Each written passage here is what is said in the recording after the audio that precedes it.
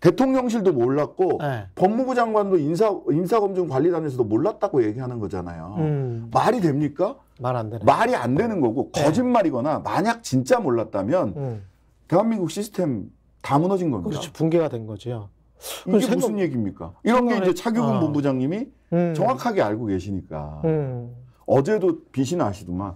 인천공항에 있는데 이 사람이 그 이종섭 전 장관이 비행기를 브리즈번행 비행기를 탔냐 안 탔냐 이걸 가지고 아니 근데 왜 브리즈번으로 갔을까요? 시드니 가면은 데모하러 그러니까 그것 때문에 그런 거죠. 저는 그렇게 생각이 돼요. 네. 왜냐하면 시드니에는 이미 그 교민들이 화가 많이 나 있어. 1890 몇 년 이후에 죄수가 호주에 오는 것은 중단됐습니다. 100한 몇십 년 만에 한 분이 오시는 거냐 이렇게 얘기를 하시는데 그분들이 집회 시위했잖아요. 근데 시드니에는 교민들이 많이 살거든요. 많이 살아. 브리즈번이나 캔버라에는 특히 캔버라 그 수도이지만 그렇죠. 저도 캔버라 가봤거든요. 절강 같은 곳입니다. 그냥 진짜 행정 수도예요. 그렇죠. 뭐 아무것도 없어요. 근데 브리즈번이나 캔버라로 뭐 직항도 별로 없지만 여기는 교민들이 수가 적거든요. 시드니에 비해서. 대한민국 대사가 한국을 대표한다는 사람들이 대한민국 교민들 본인이 가서 보호하고 감싸야 될 교민들을 피해 다닌다? 거기에서 또 이제 만나는 사람들은 윤석열 대통령 지지자들 위주로 이제 만날 거 아니에요? 그러시겠죠. 그렇게 또 어레인지를 많이 할 거고 호주 대사 이런 식으로 뻔뻔하게 호주 대사를 보내버리고 이게 선거에 영향을 미치지 않을 것이다. 한 달 정도 그냥 조용히 있으면 된다. 아니 저는 이런 생각 자체가 좀 이상하네요. 저는 그렇게 생각하지 않습니다. 좀 의견이 다른데요. 이게 선거에 영향을 미치지 않을 거다라고 생각하면 그거는 주술의 영역이고요. 그렇죠. 객관적으로 그냥 사실을 가지고 이야기를 한다면 이거는 선거에 영향을 미칠 수밖에 없어요. 그렇죠. 그걸 모르면 정말 그거는 주술의 영역, 본인의 신앙과 같은 거고 그럼에도 불구하고 보낼 수밖에 없는 더 큰 무언가가 있기 때문에 저는 보냈다고 생각합니다. 말하자면 어떻게든 시간 끌어야 된다. 이 보낸 시점이 이종섭 전 장관의 지금 뭐 호주 대사죠. 호주 대사의 핸드폰이 공수처에 의해서 포렌식이 되고 포렌식 된 결과가 MBC 등에 의해서 단독 보도가 됐지 않습니까? 그러면서 이 수사 참 잘했다. 발표하자라고 하기 한두 시간 전에 02-800번대로 시작하는 이태원로 대통령실에서 전화가 왔다라고 하는 결과가 보도가 됐어요. 포렌식에 다 나온 결과입니다. 그 전 장관 스탠스가 확 바뀌었죠. 확 바뀌죠. 그러면 이종섭 대사가 조사를 받으면 검사가 제가 공수처 검사라면 뭘 묻겠습니까? 누구한테 전화 받았어요? 이거부터 물어야죠. 그렇죠. 전화해서 무슨 얘기 하던가요? 그렇죠. 그리고 전화한 사람과 이 사람을 따로 분리신문을 하게 돼 있습니다. 그래서 누가 거짓말을 했고 누가 진실을 이야기했고 교집합은 어떤 얘기가 나오는지를 검증할 수밖에 없습니다. 그리고 이종섭 장관이 그렇게 전화를 했으면 그 다음에 누군가에게 전화했을 거예요. 그렇겠죠. 그 전화 받은 사람은 이종섭 장관한테 무슨 얘기 들으셨어요? 라고 물을 수밖에 없어요. 그러면 이 핵심 고리는 누굽니까? 이종섭을 고리로 해서 대통령실과 해병대 사령부가 연결되게 돼 있습니다. 그리고 그 이야기가 팩트체크가 되게 돼 있습니다. 그러면 그 가운데 핵심 고리인 이종섭을 빼지 않으면 대통령실이 해병대 박정훈 전 수사단장의 수사에 외압을 행사했다라고 하는 의혹이 사실로 드러날 가능성이 매우 높아졌기 때문에 선거에서의 유불리를 막론하고 보내버린 거 아니냐. 이거 조폭 영화의 한 장면이에요. 그러네요.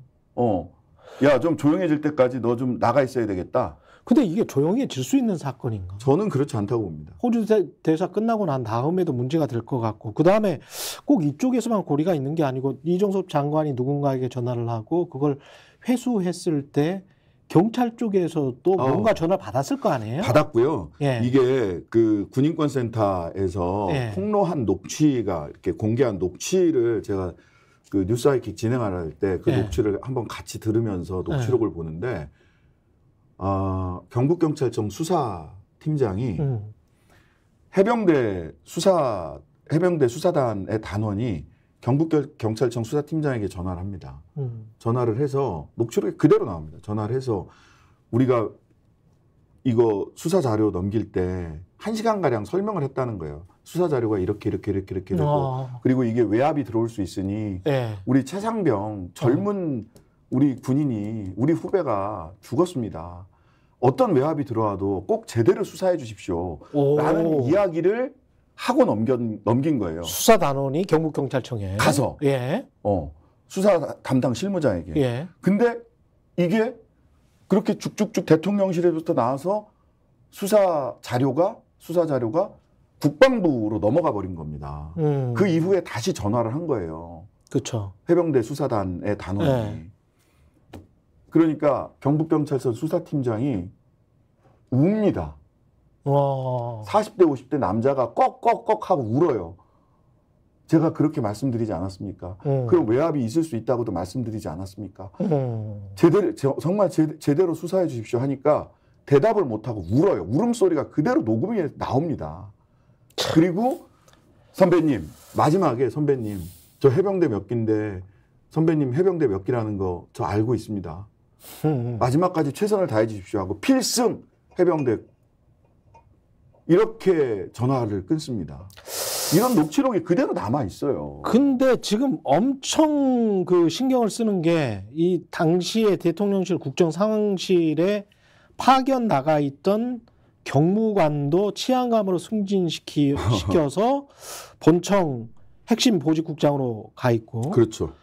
경찰대 출신의 치안감인 경북경찰청장도 지금 본청으로 가 있고요. 국장으로 가 있고, 경무관인 경북경찰청 노모수사부장은 경기 북부청으로 수사부장으로, 이게 다 이제 꽃길 파티예요. 다 승진 인사했죠. 그러니까 예. 경찰 라인 전부 다 승진 인사 시켰고, 그다음에 임종득 당시 2차장 예. 단수공천으로 국회의원 출마시켰죠. 그것도 그렇죠. 굉장히 국민의힘이 유리한 곳에. 예. 당시 신범철 국방부 차관 이 양반도 국민의힘 단수공천돼서 출마했습니다. 그렇죠. 문자 주고받았잖아요. 예. 예. 그다음에 또 이종섭 전 장관은 그 호주 대사로 좀 나가 있어라. 그렇지. 이렇게 했죠.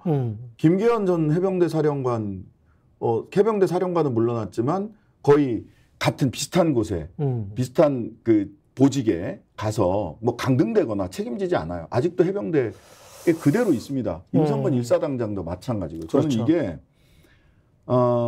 이런 거 있지 않습니까?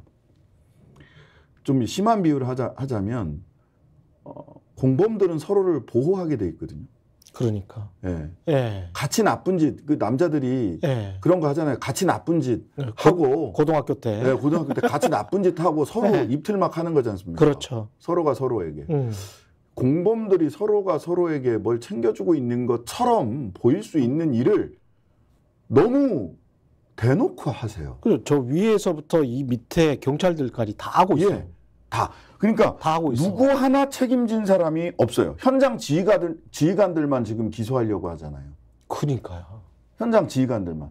현장 지휘관들이 무슨 잘못을 했습니까? 중위, 대위 뭐 이 정도인데. 물론 현장에서의 책임들이 있겠죠. 예, 있을 예. 수 있습니다. 하지만 상명하복의 구조에서 야, 그 구명조끼 입지 말고 해병대 빨간 티셔츠 예. 잘 보이게 그렇죠. 사진도 해라. 찍고. 사진도 제대로 좀 찍게 해라.